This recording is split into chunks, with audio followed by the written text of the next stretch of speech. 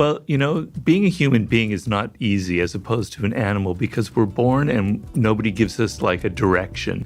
Our parents might be a little bit, our college, teachers, etc., mentors, but generally we're on our own.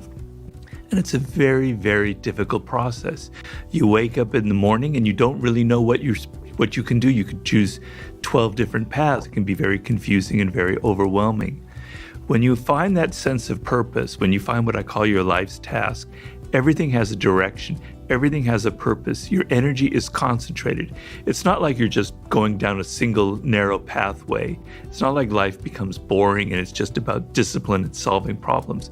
It's actually the most exciting thing that can ever happen to you because you never have that lost feeling. You wake up in the morning and you go, yeah, this is what I need to accomplish. People come at you with all kinds of distractions and boring and irritating things. You're able to cut it out. It's just the most marvelous piece of internal radar that you can have. So I genuinely wish that everybody can find that kind of internal radar. And so it's not easy, and I understand that. There's no like instant formula because we're all about instant formulas. It's difficult, and I want you to know that. So it's not like Robert can give me the answer in 3 minutes. No, I can't. But there's a process involved. It's not, a mystery. You can follow a very singular process. And the idea is, you're talking about childhood. The way I like to frame it is, when you were born, you are a phenomenon. You are unique. Your DNA has never occurred in the history of the universe, going back billions of years. It will never occur in the future. Your life experiences with your parents and everything that you experience in your early years going on up is unique. It's yours. You're one of a kind, right? So that is your source of power. To waste that is just the worst thing you can do in your life. And what the power is finding that uniqueness. What makes you you, and how you can mine that, and how you can go deep into it and use that to create a career path, right? And so I tell people, when you're a child, when you're 4 or 5 or even younger, you have what the great psychologist Maslow called impulse voices. They're little voices in your head that say, I love this, I hate that. I like this food, I don't like when mommy moves this way, I like when daddy comes from here. You're very cued into who you are and what you like and what you don't like. And these voices kind of direct you in certain ways, right? And when you're very young, they direct you towards intellectual, mental pursuits as well. And there's a book I recommend for everybody. It's Howard Gardner's 5 Frames of Mind. It's helped me immensely. The idea is, he talks about 5 forms of intelligence. Our problem is we think of intelligence as mostly intellectual, but there are many forms of intelligence. There's the intelligence that has to do with words. There's abstract intelligence that has to do with patterns and mathematics. There's kinetic intelligence that has to do with the body. There's social intelligence. He has 5 of them. And the idea is your brain naturally veers towards one of them. It can veer towards 2 of them, that happens, but generally one of them kind of dominates, right? And it's like a grain in your brain that's going in a certain direction. You want to go with that grain, and because that's where your power will lie. So when you're young, if you go back and think about when you were 4 or 5, you can maybe get a picture of some kind of direction or voice inside of you that was impelling you towards this. I know for me, it was words. I can remember when I was 6 years old, I was just obsessed with words, just the letters in words. Almost like in this almost slightly schizophrenic way. I would spell words backwards, I would take them apart, I would do anagrams, I love palindromes, right? So I had a thing about words and language. It's very primal. Some people, Albert Einstein, when he was 4 years old, his father gave him a birthday gift of a compass. And he was just mesmerized by this compass. The idea that there are invisible forces out there in the cosmos moving this needle. And he's obsessed with the idea of invisible forces. Steve Jobs, when he was like 7 or 8 or maybe younger in Burlingame, California, his father, they passed by a store with technological devices in the window. And he was just hypnotized by the design of those devices and the glass tubes and everything. So he wanted to go in that direction. Tiger Woods saw his father hitting golf balls in the garage, and he was just like screaming with joy. He had to do that, right? I could give you a million different examples of this. Of course, these are people who are famous, obviously.